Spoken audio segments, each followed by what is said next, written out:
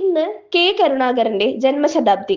കേരള രാഷ്ട്രീയത്തെ അരങ്ങിലും അണിയറയിലും നിയന്ത്രിച്ച നേതാവായിരുന്നു കരുണാകരൻ. 4 തവണ മുഖ്യമന്ത്രിയും കേരളത്തിലെ കോൺഗ്രസിലെ ഏറ്റവും തലയെടുപ്പുള്ള നേതാവുമായിരുന്നു കെ കരുണാകരൻ. ജനനം 1918 ജൂലൈ 5 കണ്ണൂരിലെ ചിറക്കലായിരുന്നു. ചിത്രകല പഠിക്കാൻ തൃശൂരിലെത്തിയ കരുണാകരൻ അവിടെ നിന്നാണ് കേരള രാഷ്ട്രീയത്തിലെ ഒരേയൊരു ലീഡറായി വളർന്നത്.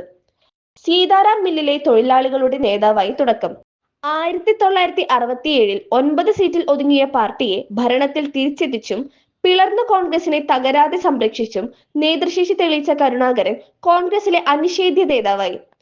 പിന്നാലെ വന്നവർ അപ്രമാദിത്വം ചോദ്യം ചെയ്തപ്പോൾ കോൺഗ്രസ് വിട്ടിറങ്ങി, പിന്നെ തിരിച്ചെത്തി. പാർട്ടിയിൽ തിരിച്ചെത്തിയ കരുണാകരന് പക്ഷേ പഴയ പ്രതാപം തിരിച്ചുപിടിക്കാനായില്ല. മകൻ കെ മുരളീധരൻ ഉൾപ്പെടെ ഒപ്പം നിന്നവർക്കും പാർട്ടിയിൽ സ്വാധീനം ഉറപ്പിക്കാൻ കഴിഞ്ഞില്ല.